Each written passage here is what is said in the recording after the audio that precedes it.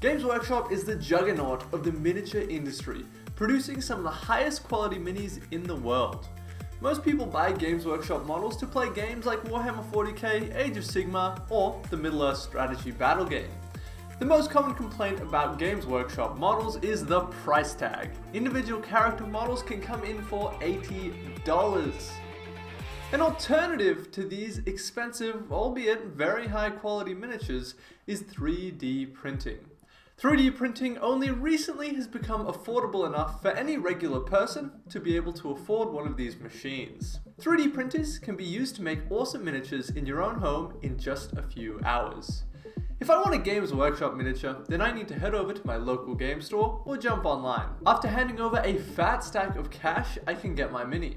I'll rip open the box, cut it out from its sprue, clean a bunch of mold lines, and glue it together, leaving me with some super cool models. With 3D printing, I find a cool miniature STL file online, plug it into my printer, hit print, and we're done.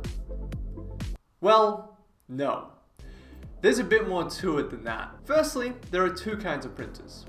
Resin printers, like this one, on default settings can print 20 layers per millimeter of the model.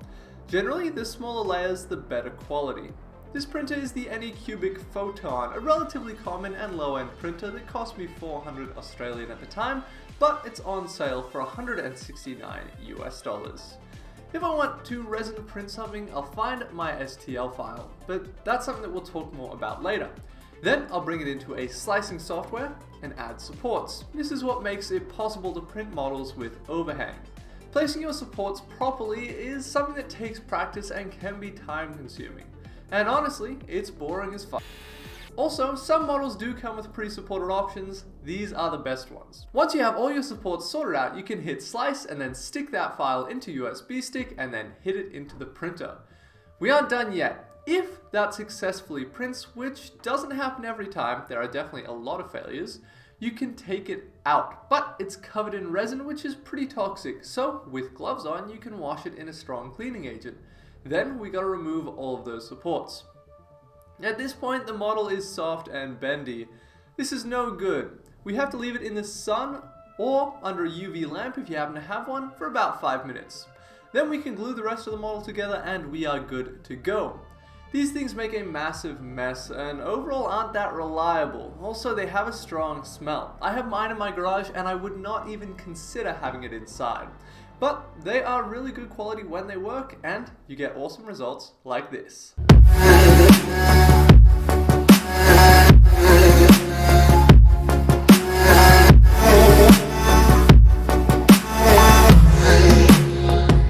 The other type of printer is an FDM printer.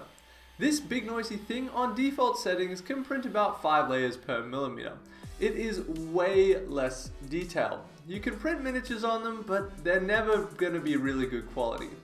That doesn't mean that they're useless though. After finding your files online, these printers are a lot more user-friendly. Just orient your model correctly, hit slice, and it's ready to go. These printers are especially good for printing large models where the lack of detail isn't as important. After it prints, you can generally pull the supports off pretty easily. There are of course a million things that can go wrong with these printers, so don't expect them just to work on the first go. After frustrating hours and a few failures, I can get my printer nicely tuned and it prints pretty much perfect every time. Now it's not great for minis, but these larger things like these tanks, or especially this sweet elven terrain, these printers are perfect for. So there are 3 options. Let's put them side by side, compare the detail, the cost, and how enjoyable the process is. This is a hobby after all, so if you aren't enjoying yourself, consider, I don't know, doing anything else. Here we have a Primaris Intercessor from Games Workshop, compared to a 3D printed model. What do you think of the difference in detail? Personally, on these plastic kits, the quality is very close, although I would give it to Games Workshop. The difference in quality is made even more stark when you compare some of the characters from Games Workshop. Fulgrim has so much more detail than any of the printed models. His details are so much more crisp, whereas the printed models are a lot softer. Obviously, better printers can do a better job. However, if you aren't painting these models for display and they're just going to be gaming pieces, then the difference in quality is really very small. On the table, these two intercessors are effectively the exact same detail level, and the price is very important, so let's get into it. A set of 10 of these intercessors from Games Workshop will set you back $100 dues. But realistically, you might get them from a starter kit, making them considerably cheaper. This resin printed model cost around $1 each.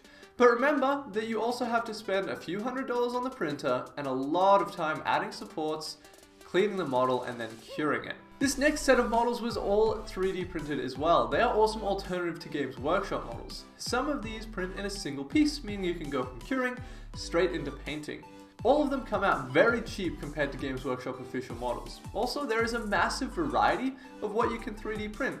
For example, these two Blade Guard veterans have been customized to be a Space Wolf and a Black Templar. They're super detailed, and adding all these bits makes them really unique. And these models just don't exist from Games Workshop. These awesome orcs are a great alternative for Middle-earth SBG. In fact, if you want to buy them, check out my web store. I've just launched it. I'm also selling some resin bases that you can buy either painted or fully finished. I'm just starting out, and your support would really mean a lot. If you want to support in other ways, consider leaving a like on this video. With the shameless self-plug over, let's keep going. Another great use of 3D printing is just printing bits. All of my Emperor's Children have custom 3D printed shoulder pads. Let's have a look at FDM Printing. I'm using the Ender 5. This printer cost around $500 when I first got it, but I'm pretty sure it's decreased in price since. I recently printed off a bunch of these Imperial Guard tanks. They set me back a whopping $3 to $4 in materials each, which, wasn't the end of the world for me. Each of these tanks took about a day and a half in printing time, and some of the smaller parts I did on the resin printer for more detail, but you could very easily do it on an FDM printer as well. These are just so much cheaper. Now, it doesn't just stop at Imperial Guard stuff. I've also printed Custody ships, Eldar tanks, and a whole entire Tau Titan. But that shit is going to be a lot of work to assemble. These models are so expensive from Forge World, but this one only cost $8. And let's be honest, the detail isn't great. Even after painting, you can see the layer lines, and if you look closely, there's quite a few imperfections. But if you're interested in just playing 40k and not worried about making display army, then they're perfect. Side by side with an official model, they aren't that nice, but in isolation on a table, they look perfect. Now, I know that people have printed tanks perfectly on a resin printer, and it's definitely possible, but you need to know your printer really well and have the settings just perfect. Otherwise, you'll end up with a heap of wasted stuff like this. This is a Storm Eagle from Forge World. The model looks amazing when it's put together. This model cost around $200. The pieces are so badly warped that after assembling it once and it having all these massive gaps, I pulled it apart with the intention of reassembling it and fixing all the issues, but just never got around to it. It's just piss poor that a $200 model has so many problems. If this is the quality of models from Forge World, then I will never justify buying anything from them again when I can simply 3D print alternatives for $8.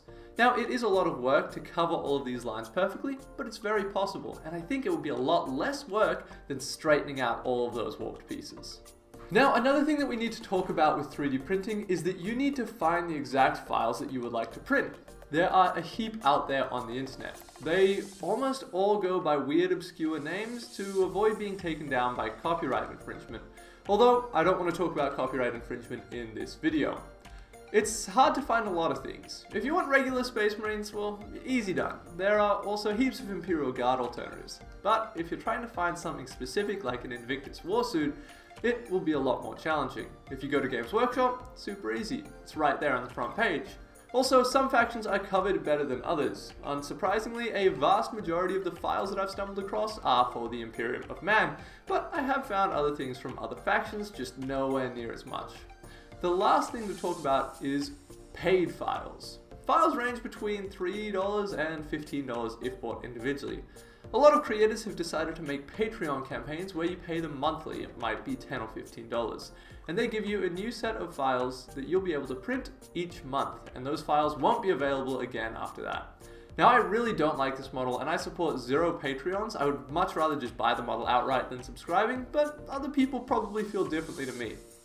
I've managed to find almost everything that I've ever wanted, just completely for free online. Keep in mind that if you regularly game in a Games Workshop, you won't be allowed to use the alternative models there. And if you do use knockoff Space Marines, just be careful that they don't get noticed. Now, another important metric is how much enjoyment you get out of the process. This is a hobby after all. Assembling a model from a kit is really fun. I love all the bit options, playing around with all the pieces, test fitting them to see what it would look like, and all that good stuff. You can kind of do that in 3D modeling software, but it's definitely not the same. I really don't enjoy supporting and cleaning models, and I get a lot less enjoyment out of it. I'm mainly a gamer more than a modeler though, so I'm happy for that trade-off. This is obviously going to be different for everyone. If you really enjoy building models, then don't worry about getting a printer. If you're really much more of just a gamer, then printers are a much better option. Now, finally, printers are not an option for a lot of people. They're noisy and they make fumes. If you live in an apartment, I don't think there's any way to safely operate a resin printer, although you could get away with an FDM one. So, the question is, which one is better, Games Workshop or 3D printers? Now, unsurprisingly, the answer to this is going to be, it depends. If you're planning on printing a lot of models, then the 3D printers will be worth it long term, but they may take a while to pay themselves off.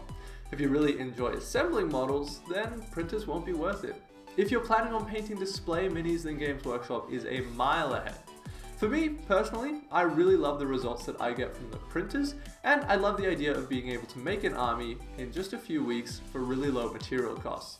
Being more of a gamer myself, this is perfect for me. It's really great to see a model on the internet and then just a few hours later having it ready for me to paint. Those are my thoughts on 3D printers. I would love to hear what you think. Do you agree or disagree? Leave a comment down below. Thanks for watching, and until next time, have a good one.